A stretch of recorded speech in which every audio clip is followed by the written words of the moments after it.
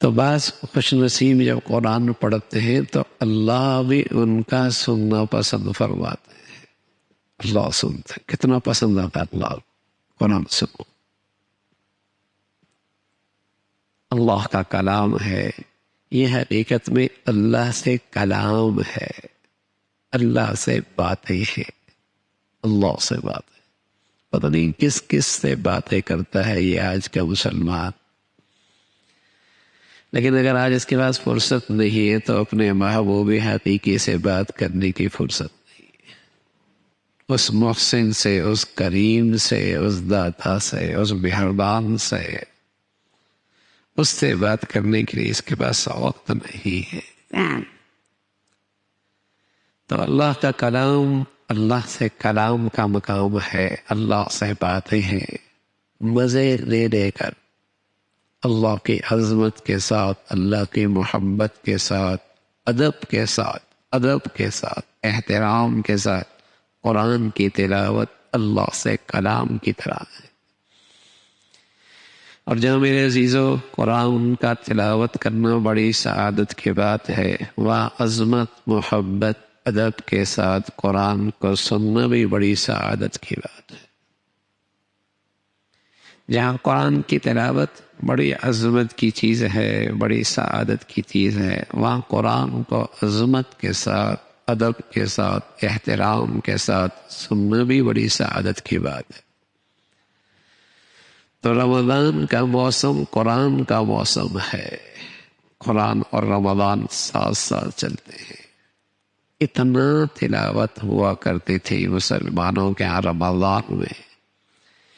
اگر آج ان کی تلاوت کا تذکرہ ہونے لگ جائے تو بس اوقات ہم جیسوں کو تو یقین بھی نہ ہے کہ ایک آدمی اتنی تلاوت کرتا کہ دن میں ایک قرآن کے بقدر تلاوت ہو جاتی.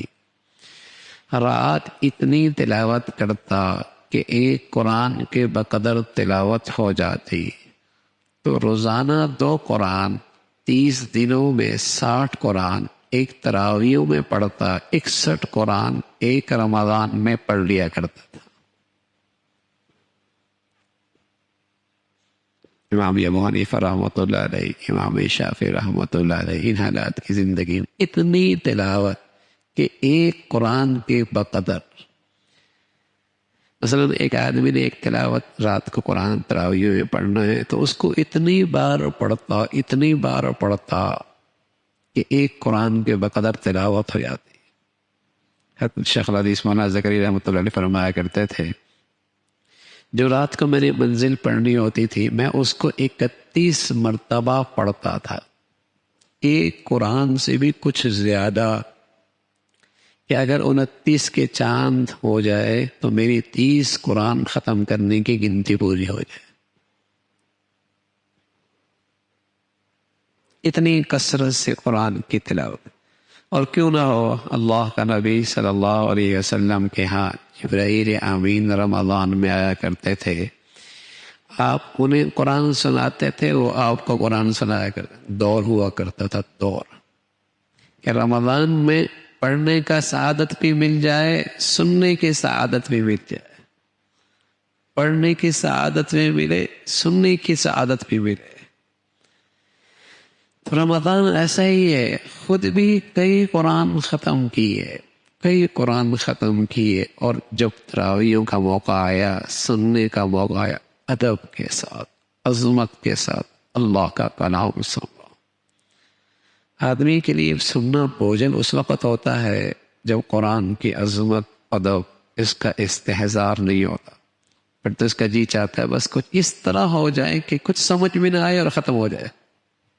پھر تو کچھ اس طرح ہو جائے کہ کچھ اتنا تیز پڑے کہ کچھ سمجھ میں نہ آئے اور ختم ہو جائے.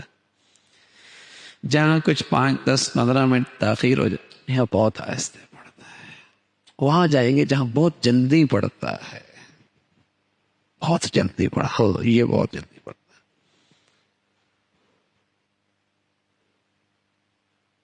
تو جب آدمی عظمت ادب سے خالی ہو جاتا ہے تو پھر اس کے لیے تو سننا ہی مشکل ہوتا ہے.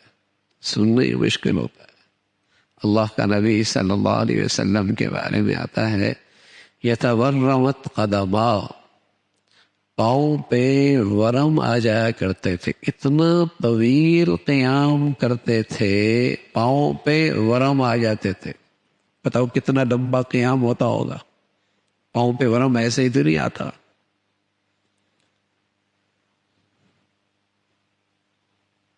عظمت، ادب، اللہ ہمیں اس کا کچھ حصہ نصیب فرما دے. ہاں پھر تو آدمی چھو جائے وہاں چھو جاؤ، مزے مزے سے قرآن پڑھ.